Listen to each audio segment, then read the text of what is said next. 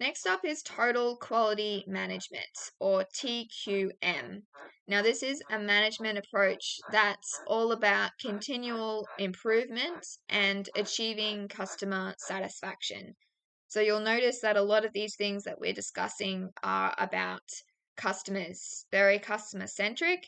When it gets to the maturity stage, you are pretty dominant in your industry and you are often going to be in that competitive kind of environment though, because you have lots of different competitors, you're no longer growing so much, and therefore making sure that you try and keep customers and maintain your market share is really important. So TQM is all about empowering employees within a business to strive for high quality.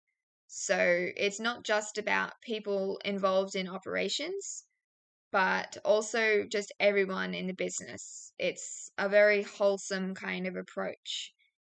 Now, an example, we've got Vitex Pharmaceuticals, and they have a quality management system in place that governs every aspect of the business's operations.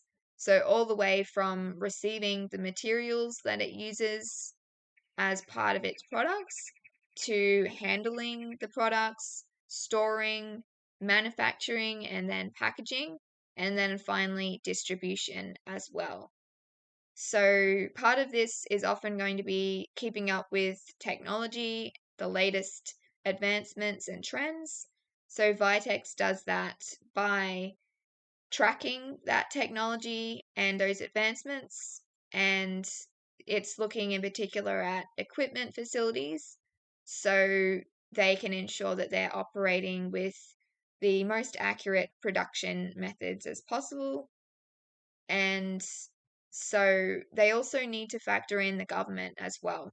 That's another thing with total quality management. It is very much so about customers, appealing to customers by offering that value that they're going to keep coming back for. But also, we've got lots of companies out there that have to really comply with strict government regulations, industry regulations, especially when it's something like pharmaceuticals, which is a pretty serious kind of thing. It's a medical thing. And as part of total quality management, we also have two different sub ideas as well. We've got quality control, or QC, and quality assurance, or QA. So we've got to make sure we understand the difference between these because they do sound very similar and it can be a little bit tricky to remember the difference. Now, quality control is based on more of a reactive kind of idea. So it's about conducting tests and inspections of products to make sure that they have met those required quality standards without any sort of defects or issues present. So in this case, the product has already been made, and then you're checking the product retrospectively. So the objective here is to identify the issues and then guarantee that the products are compliant with those prearranged quality criteria.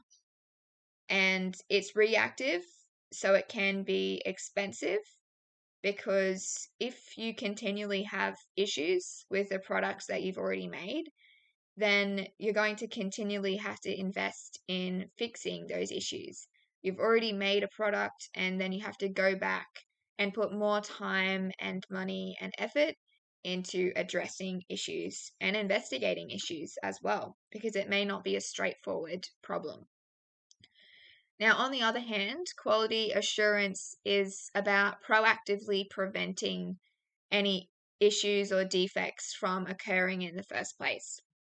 So, this is about having a series of processes to assure that you've got a specified degree of quality at each stage. So, like we saw before with Vitex, they have those quality management systems that are allowing them to ensure that every part of its process is meeting quality standards.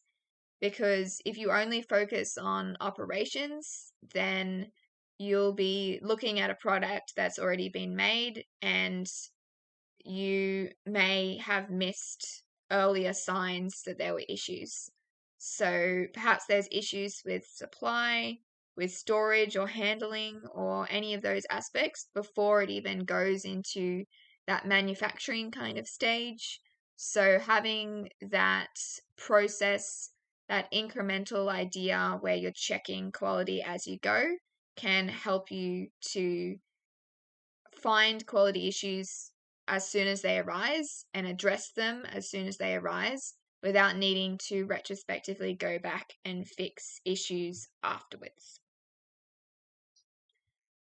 Now, another total quality management example you may be familiar with is Toyota. So Toyota is really big on this idea of TQM because it's following the principles of customer first, quality first, continuous improvement, and total participation as well. That idea that it's not just about people working in operations, but it's about everyone participating and achieving quality standards. So they've got this idea of lean production as well. And all of these principles are part of this TQM structure that it has. And they have actually been recognized with some awards in the past to recognize their TQM practices. Some of these are quite a long time ago, but they are pretty big awards to get.